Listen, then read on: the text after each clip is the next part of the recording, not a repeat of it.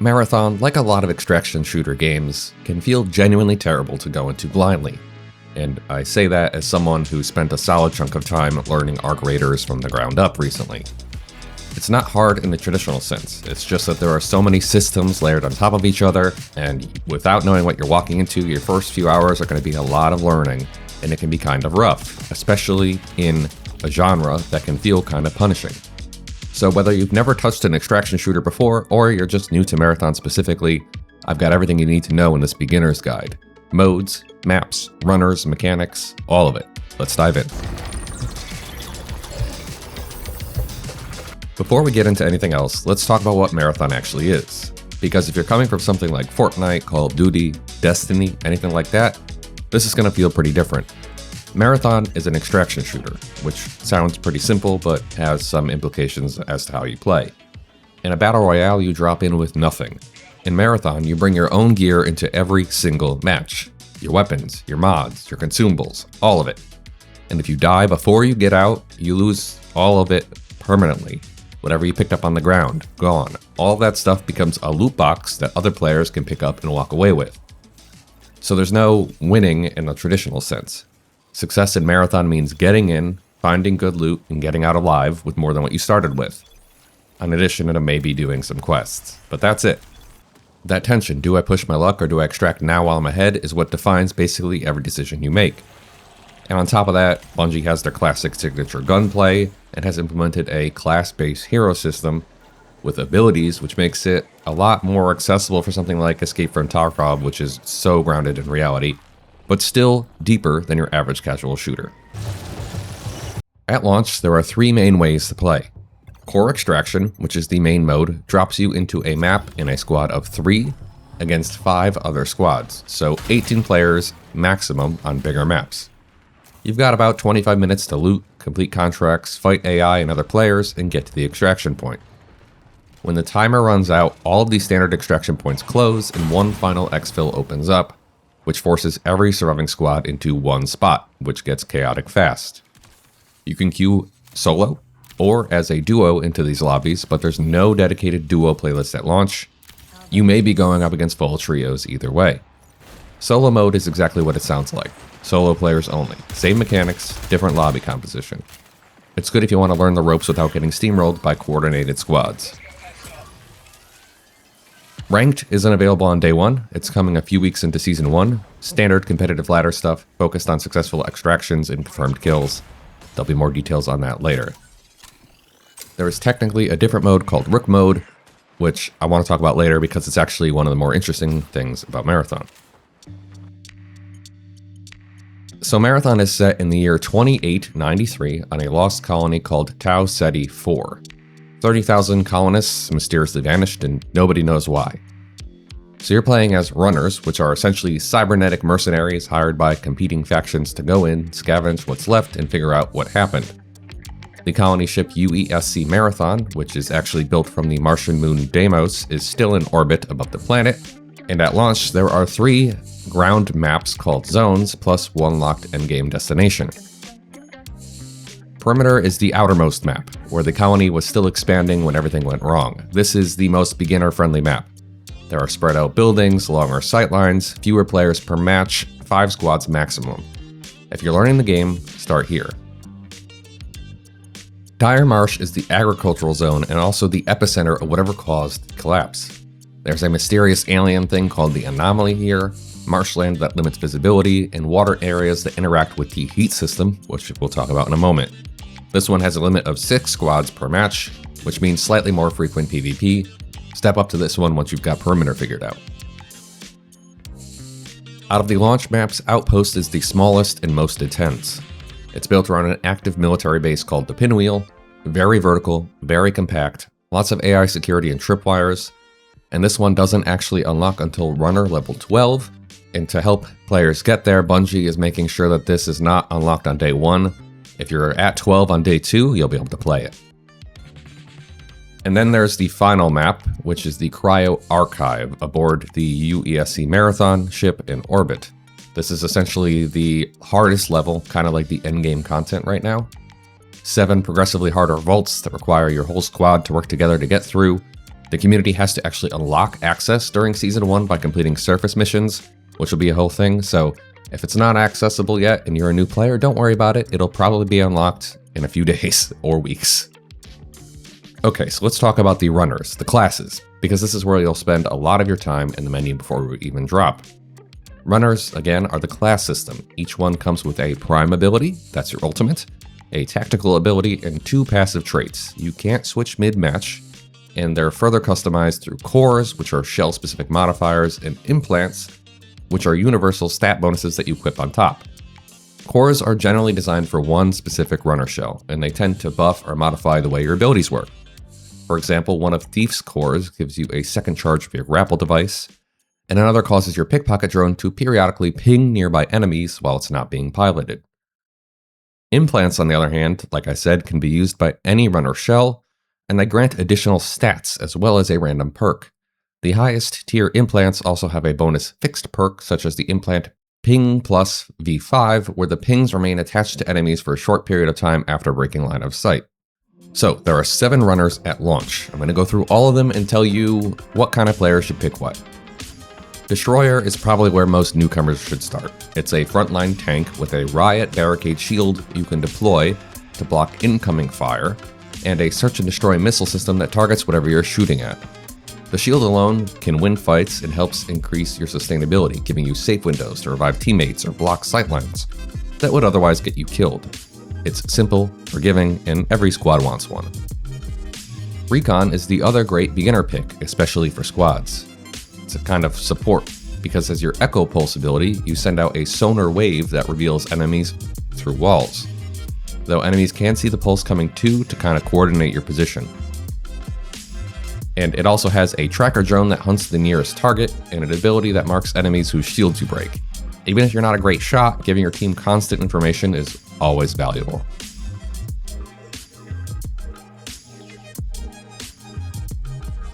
Then there's Triage, which is the healer and a squad's lifeline. It has a med drone that follows an ally and restores health, capacitive gauntlets that can revive downed teammates from a distance, and a passive that shares consumables with nearby allies.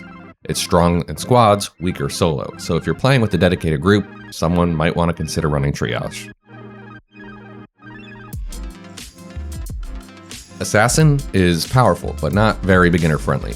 Active camo gives you near total invisibility, broken the second you attack or take damage, plus a smoke screen and an automatic camouflage inside said smoke. It's really good in the right hands, punishing if you don't have the patience for it. It's also hard countered by Recon, which is going to be everywhere. Vandal is a kind of high mobility disruptor. It has a double jump, a power slide, a knockback projectile. It probably has the highest skill ceiling of any shell, so maybe don't pick it until you understand the heat system really well, because that is definitely unique to Marathon, which we'll talk about in a bit.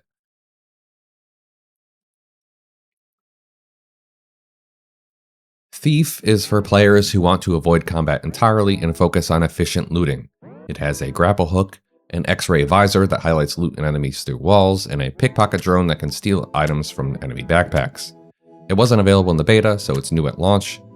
Now that may sound similar to Recon, but while they look the same, they're actually distinct on paper. Recon's is an active sonar burst, which sends out a wave and reveals enemies and loot in a radius for your team, and it also alerts enemies that they've been scanned. So it's a team-wide information tool with a cooldown, the trade-off being that you're announcing yourself to everyone nearby. The Thief's X-ray visor is more passive, a personal tool, focused on specifically locating loot and targets for pickpocketing. Quieter and more self-serving rather than broadcasting information to the whole squad.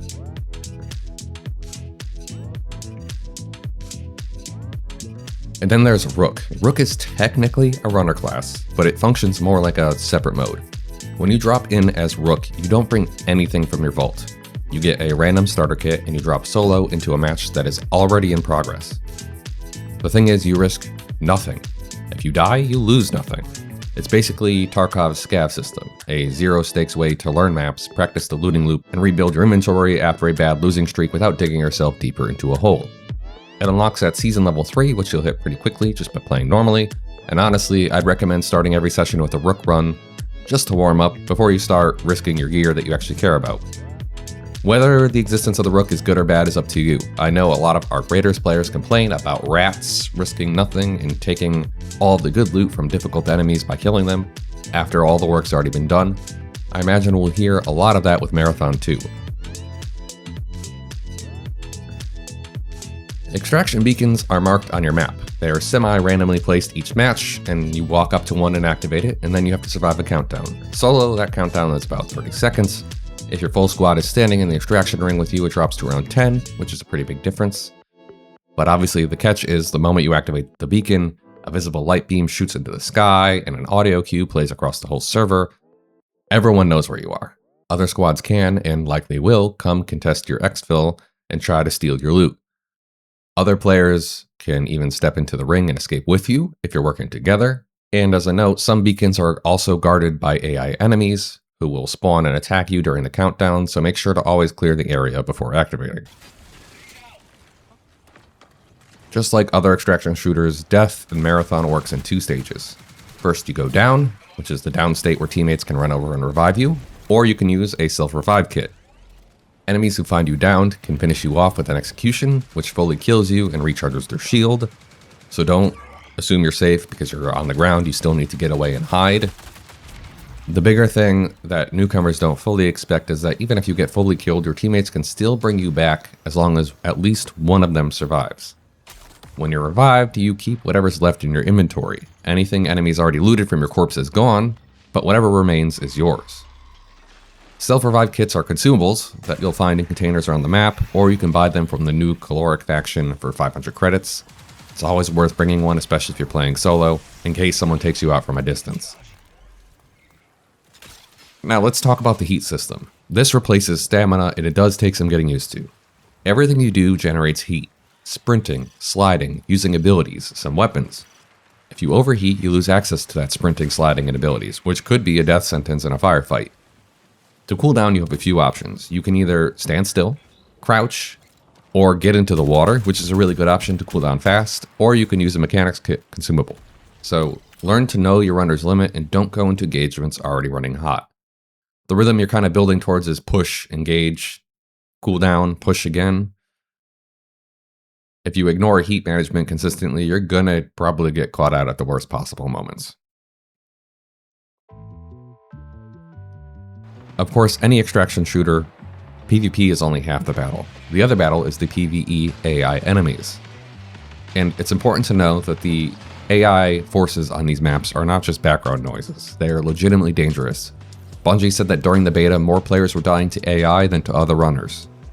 So you've got recruits, basic enemies, commanders who can call reinforcements, invisible ghosts with sniper rifles, there's explosive grenadiers, and there's boss tier enemies that are really terrifying. Fighting them generates noise and draws rival squads to your position, so every AI engagement is a potential PvP ambush. The move early on is to sneak past them whenever you can, or only fight AI if they're guarding something you really need or blocking an extraction path. Or if you just want a chance at looting some AI, there are a lot of people who just play PvE completely and don't fight enemies, so if you find a group, you can team up to fight some of these bosses. You may find yourself wondering, what about the economy, progression? Well, unlike Arc Raiders, which has voluntary resets, Marathon runs on a seasonal structure, roughly 90 days per season. At the start of every new season, your gear resets completely. Your vault contents are emptied, faction progress is reset, your player level is gone. The only thing that carries over permanently are cosmetics. Season 1 is called Death is the First Step. And within each season, progression revolves around 6 factions: Cyber Acme, New Caloric, Traxxas, Mida, Arachne, and Sekiguchi Genetics. You start with Cyber Acme and unlock the rest through early contracts. Each one has its own contract track, upgrade tree, and armory shop where you can buy weapons, mods, and supplies. The whole economy runs on credits, which are earned through extraction and selling your loot, and you use them to buy gear. There's also enhanced salvage that you can barter at faction shops, and silk, which is a kind of cosmetic-only premium currency. Nothing gameplay affecting costs real money. One thing I want to specifically call out are sponsored kits, so when your credit balance gets low enough, the armory will offer you free daily loadouts, a basic weapon, ammo, healing, and a shield kit. That way you're never completely stranded. There's kind of a safety net that'll catch you if you really have a string of bad runs. Okay, so let's dig into some tips to help you survive. 1, don't hoard your gear. The whole vault resets every season anyway. That gear fear of saving your best stuff because you're scared to lose it is the #1 mistake a lot of new extraction shooter players make. Use your gear, it's the whole point of the game. Just look at it as renting gear. It's yours for now, it'll be someone's later. Later on, you'll get someone else's gear.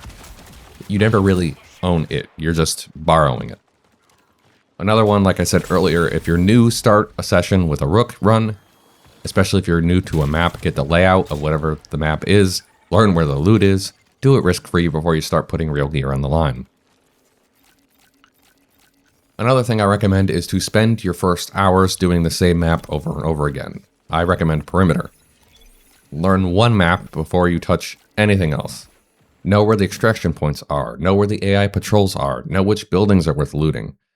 That way, you learn at least one place you can fall back to if everything else goes wrong on the other maps. One thing I definitely recommend is to wear headsets. Footsteps, gunshots, extraction beams, the sounds tell you everything. If you can hear multiple sets of footsteps, you're probably dealing with a full squad, disengage, and the audio can genuinely give you a competitive advantage.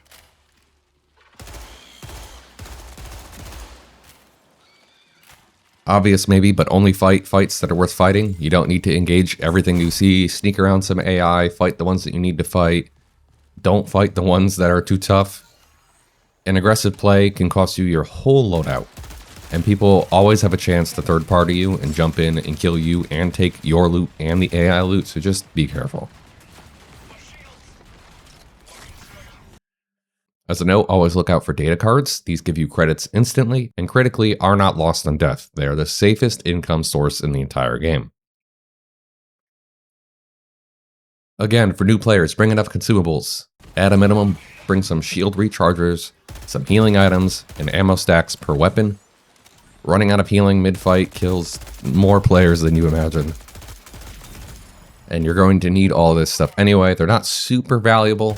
I know you want to hoard them to begin with, but eventually you'll be swimming in the things. One note on battery weapons. Make sure you use them completely before reloading. Unlike normal guns, reloading a battery weapon before it's empty wastes what's left in the chamber. So empty the weapon completely first, unless it's an emergency. Extract early while you're still learning. Once you have enough, once you have what you need for a specific run, get out. If you have an opportunity to get out early, get out. Coming out with modest loot is always worth more than being wiped. Then you can go into the next match with something better in your vault. And finally, at first, focus on Cyber Acme. Their upgrade tree is built around vault expansion, looting speed, and heat management, which is a critical foundation for everything else.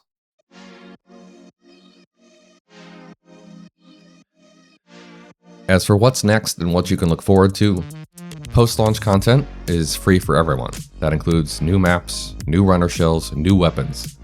All of it comes out each season with no additional purchase. The only thing you would spend money on post-launch is cosmetics. So far, Bungie has announced plans to release, within Season 1 or 2, new weapons, new implants, and a new runner shell. There's also an event planned, a nighttime version of the Dire Marsh map, and a new cradle system, which will, quote, give you more autonomy over your runner shell's statistical strengths and weaknesses. So that's Marathon. It's a lot to cover. There are a lot more things I could dive into, but that's the basics, the very, very basics. There's a million things that you can dive into, from detailed inventory management, how to earn money, what the best guns are, what the best loadouts are, what the best mods are for each runner. All that stuff we'll probably dig into down the line. But today, on day one, I just wanted to get out a guide for someone who's completely new, who has no idea what they're going into. Because when I first started out playing Arc Raiders, all I had seen was some clips here or there. Some people streaming on Twitch. Didn't really know what I was doing and got myself into all kinds of trouble trying to learn the game. You may feel uncomfortable at first because losing gear really stings, especially if you have not played extraction shooters. You're going to feel awful. You want to put down the game, you'll want to quit, come back the next day. But eventually you just get to the point where you have so much gear that dying once and losing some good stuff doesn't matter. But that's the whole reason it's compelling. Once you understand the loop, every match has, kind of stakes that most shooters can't touch. Are these people friendly? Are they going to shoot me? Are we going to work together to take down this boss? So do yourself a favor, dive in, start with Rook runs. Once you unlock it, learn perimeter first, don't be greedy. And remember, the seasonal wipe happens every 90 days and everyone resets, so there's no too late to start. If you're really not feeling it, you feel like everyone's too far ahead of you, just come back in 90 days, join then. Want to support the channel? One of the best things you can do is free, which is subscribe, leave a like, or comment with even a single emoji. Or let me know what runner you're going to start with. Let me know in the comments. If you want to support the channel financially, there's a Patreon linked in the description below. Or you can, in theory, become a channel subscriber or hyper chat or listen, I don't know all this stuff. Or you can subscribe here on YouTube or donate on YouTube, I guess. Or you can do something free, which is use hypes. I don't even know how that works. Anyway, for now though, I think that's it. I'll see you next time.